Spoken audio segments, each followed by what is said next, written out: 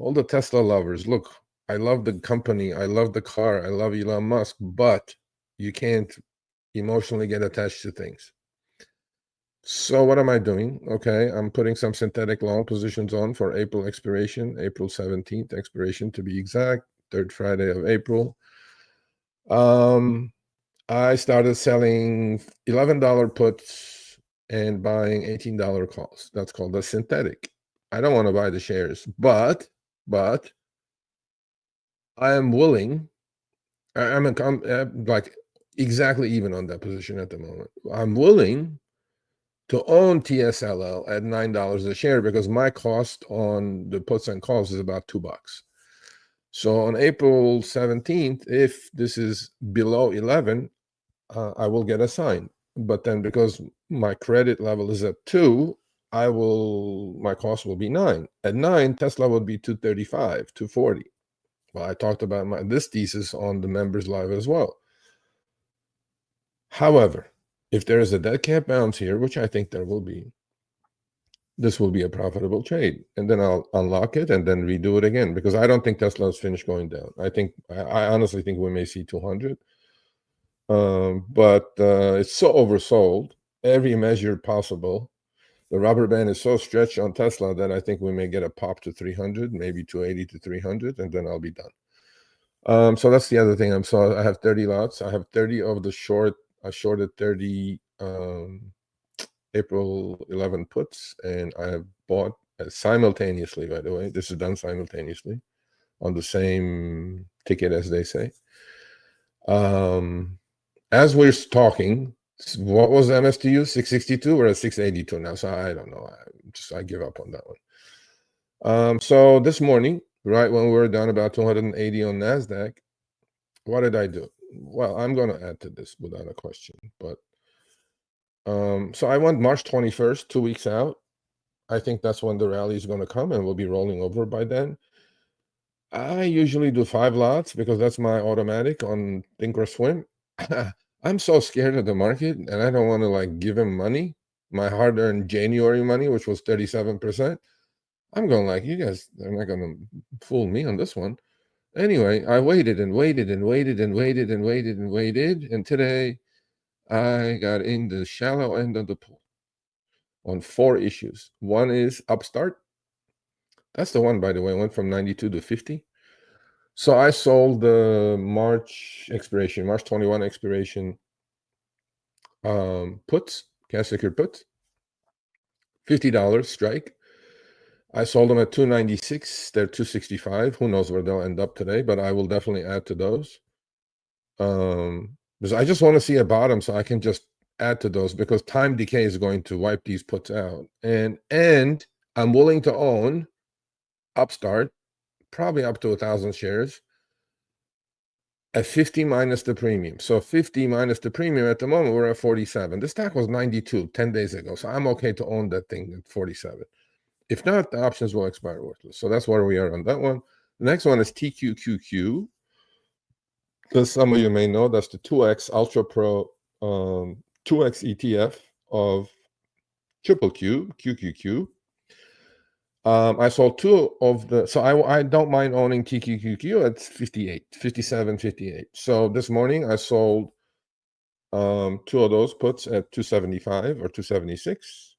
That would have put me at 57.5. We're at 66.60 now. So those puts are down to $2 already. Okay, we're taking some premium in on those. Look, these are a couple hundred here, a couple hundred there, nothing. I'm not taking a victory lap or anything, trust me. But I just want to see the bottom.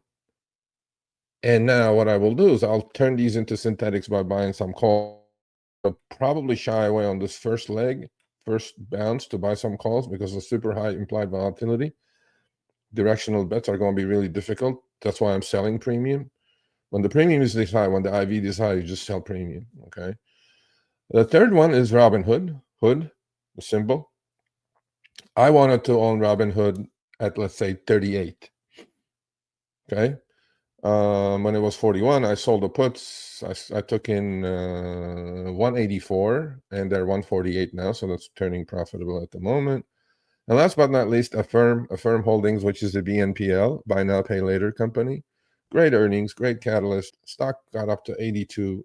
Right now we're at 51. This morning it got as low as 47.74, and I said, okay, I want to own this thing. I actually really do. So I sold the puts at 356. They're 275 now. So those are the positions. Somebody asked me, but I will post these at the end of the day, wherever we are. And yeah, that's where we are. So let's see. Give me 1 second. What do we do? We did something. I don't know. Okay. So yeah, that's my positions. And I'm still, after this, even after this, I'm about 70% cash. And after today, if MSTU gets called away, all of it, I'll be more in cash, if there is such a thing to say. And what do we do? What do we do? We did something. Oh, we didn't do anything, or did we? I don't know. Okay. So that's the positions. Let's go to some. Let me look at the chat if there's any questions. I want to go to the charts and show you guys the damage. Man, a lot of damage has been done. I mean, seriously, it's just some of these things are just ridiculous.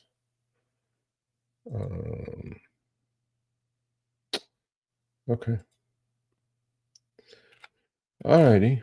Good morning. Yes, I'm Rando. You want to come on? Ernesto, good morning. Lynn, hey, Lynn, how are you? Hope you're doing well. Good morning, Traveler. Good morning, Mojo. Where is Techie B? I don't know. May Taney. Well, thank you. I appreciate it. Let us know the new positions. I just did, but I'll post them. Sean, good morning. Tariff. Yeah, man. Tariffs are, I don't know. I mean, I know.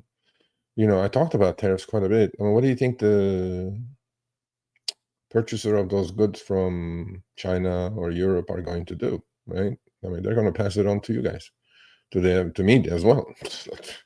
Average American, right? But I think there's a bigger plan here. I really do. I think they're going to slow down, and markets sensing it. They're going to slow down consumer spending to just literally like get inflation to a comfortable level.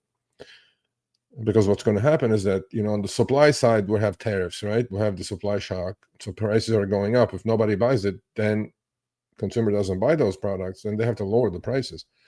So I think that's how we're going to try to get inflation to a reasonable area of 2% that the Fed wants. But now, today, unemployment numbers came out. Yesterday, unemployment numbers, they were not good, right? People are getting laid off right and left. And we know what Doge is doing. Doge is laying hundreds of thousands of people from the government. So, there's this balancing act that this administration is playing. Although I must give it to them. I mean, the first 100 days we had more excitement. Not even 100 days, in the first month and a half, more excitement than we had in all of Biden's administration. Do I want excitement? No. Do I want this kind of stability? But I think what they're doing is necessary. I think to cut the fat, cut the fraud, cut the waste, I think is completely necessary. And I got to take my hat off to Elon. I mean, I'm not a huge fan of the stock, but he I mean, not that I'm sorry about it, but he lost about a couple hundred, I don't know, 150 billion of his wealth. He still has a couple hundred billion, so I'm not worried about it. It takes a man to do what he's doing, right? Completely leave Tesla to one side and just go do this, government work with Doge.